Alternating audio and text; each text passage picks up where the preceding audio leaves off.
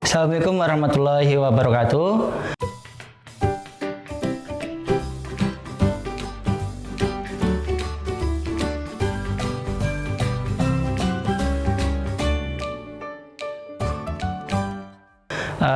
Apa kabar anak-anak semua? Ya, semoga kabar baik ya, insya Allah, amin. Baik, bertemu kembali dengan saya. Pada pertemuan sebelumnya, saya sudah menjelaskan tentang pemeriksaan sistem pengapian konvensional. Sudah jelaskan, pada fungsi pada sistem pengapian adalah untuk memercikan bunga api listrik ya. Kemudian untuk pertemuan hari ini adalah kita akan melaksanakan pemeriksaan pada sistem pengapian. Baik, yang pertama, untuk pemeriksaan sistem pengapian yang pertama ada yang namanya koil ya. Ini yang disebut koil. Kita pemeriksaan, ada 3 pemeriksaan pada koil. Yang pertama ada pemeriksaan tahanan kumparan primer, kemudian yang kedua ada pemeriksaan tahanan kumparan sekunder, kemudian yang terakhir ada pemeriksaan balas ya, balas koil. Yang pertama saya jelaskan di sini untuk pemeriksaan tahanan primer koil. Kita menggunakan alat ukur avometer ya. Untuk pemeriksaan yang pertama, kita setting dulu avometernya menjadi ukuran 1K. Kemudian kita kalibrasi ukurannya sampai dengan angka 0 seperti ini. Ketika sudah dikalibrasi, baru kita bisa gunakan. Pengukuran tahanan kumparan primer pada koil, kita hubungkan antara negatif koil dengan positif koil ya. Penghubungan antara negatif koil dengan positif koil. Nah, untuk batas standar maksimal dari tahanan ini adalah kurang lebih 35 kilo ohm. Artinya, ketika pengukuran primer coil ini dihasilkan misalnya lebih dari 35 kilo ohm, artinya coil ini sudah tidak bisa digunakan kembali. Itu untuk pengukuran yang pertama. Kemudian pengukuran kedua pada coil yaitu adalah tahanan kumparan sekunder. Kita hubungkan antara terminal kabel tegangan tinggi dengan negatif koil di sini. Ya, di sini dihasilkan adalah 10 kilo ohm. Artinya ya, bahwa hasilnya adalah di bawah dari 35 kilo ohm. Berarti koil ini masih bisa digunakan. Kemudian yang terakhir adalah pengukuran tahanan balas koil ya. Ketika pengukuran ini ya nanti kita praktekkan pada saat pertemuan, karena pada saat ini posisinya adalah ketika koil ini harus di-on-kan dulu baru kita bisa ukur. Baik, untuk selanjutnya pemeriksaan resistor ya. Pemeriksaan resistor sama tadi seperti dengan pemeriksaan koil, batas standar maksimal adalah 35 kilo ohm. Berarti jika dihasilkan lebih dari 35 kilo ohm, artinya pengukuran resistor tersebut sudah tidak bisa digunakan kembali.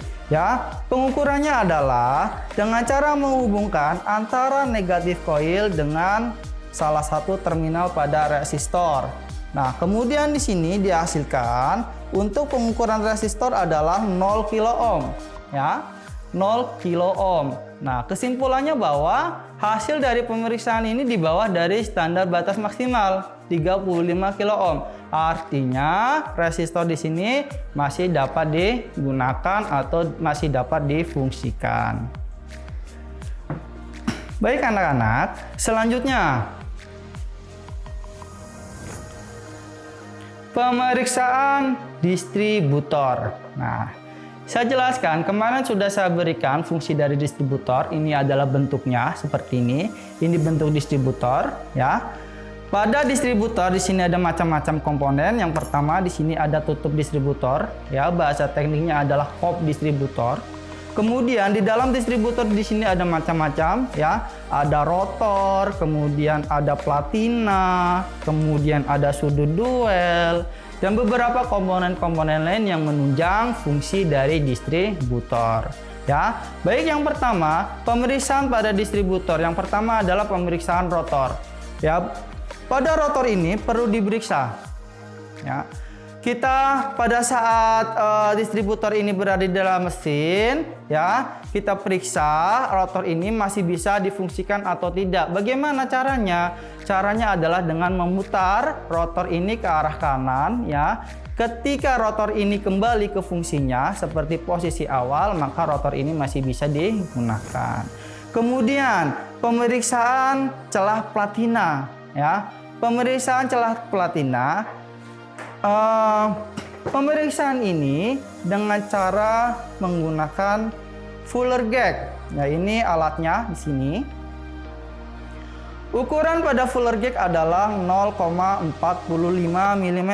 Maka kita cari ukurannya di sini. Di sini banyak ukuran ya, dari 0,01 sampai 1,00. Kita cari ukuran 0,45 mm.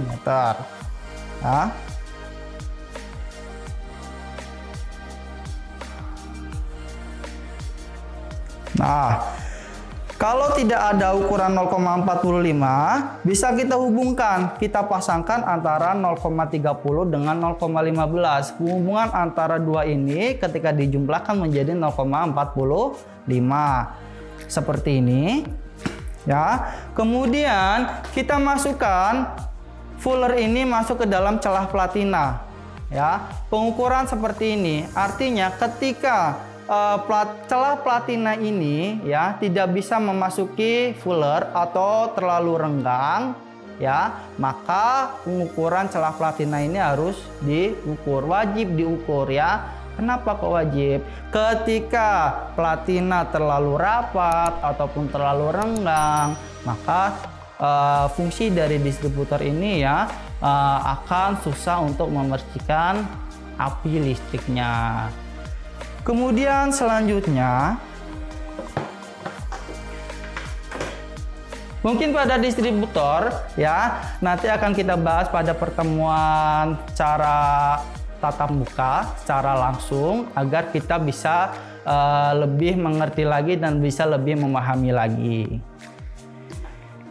Selanjutnya, pemeriksaan kabel busi dan kabel tegangan tinggi. Nah, bisa dilihat teman-teman di sini ya. Di sini ada kabel busi.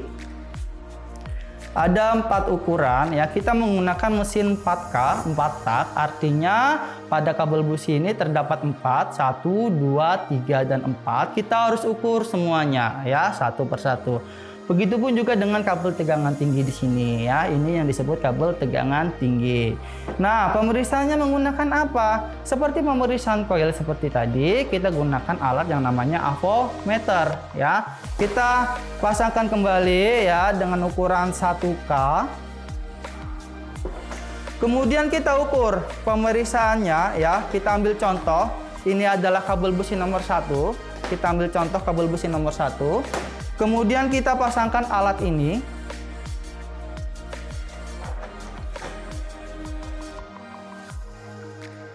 Nah, pengukuran contohnya seperti ini.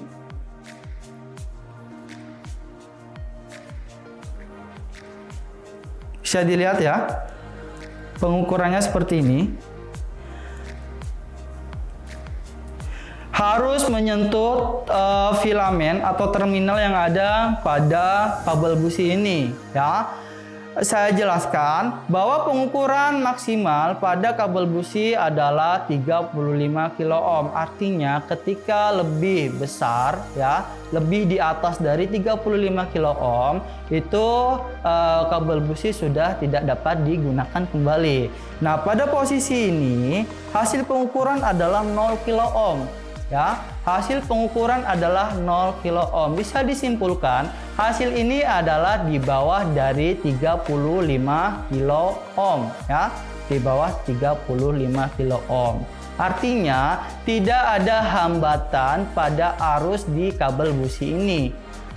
Bisa dipakai kembali ya. Kemudian yang terakhir Yang terakhir adalah kabel tegangan tinggi ya. Sama dengan kabel busi, kita ukur seperti semula ya. Kita hubungkan antara terminal yang satu dengan terminal yang satunya lagi. Baik, seperti ini ya. Sama dengan komponen yang sebelumnya, bahwa pengukuran ini batas maksimalnya adalah 35 kilo ohm. Nah, di sini disimpulkan hasilnya adalah 10 kilo ohm. Artinya ya, kesimpulannya pengukuran ini di bawah dari 35 kilo ohm. Artinya masih bisa digunakan. Baik, terima kasih anak-anak ya. Cukup sekian pada hari ini. Terus semangat belajar ya, jaga kesehatan. Terima kasih. Assalamualaikum warahmatullahi wabarakatuh.